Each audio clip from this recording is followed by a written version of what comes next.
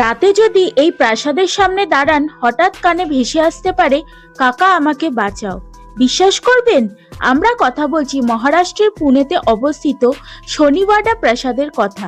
একসময় এটি ছিল মারাঠা পেশোয়ারদের রাজপ্রাসাদ।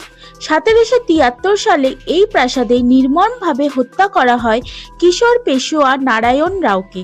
কথিত আছে হত্যার সময় তিনি চিৎকার করেছিলেন, কাকা আমাকে বাঁচাও, কিন্তু কেউ আসেনি। আজও বহু মানুষ দাবি করেন পূর্ণিমার রাতে প্রাসাদের ধ্বংসাবশেষ থেকে এক কিশোরের কান্নার শব্দ শোনা যায়। অনেক নিরাপত্তারক্ষী পর্যন্ত রাতে এখানে ডিউটি দিতে চান না। ইতিহাস বলে এই হত্যাকাণ্ড সত্যি, কিন্তু কান্নার শব্দ, তা কি অতৃপ্ত আত্মার আর্তনাদ নাকি মানুষের কল্পনা?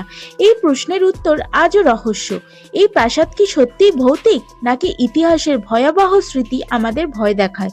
আপনি কি মনে করেন? কমেন্টে লিখুন। আর এমন ভৌতিক ইতিহাস জানতে সাবস্ক্রাইব করুন এক্সপ্লোর হিস্ট্রি উইথ মি।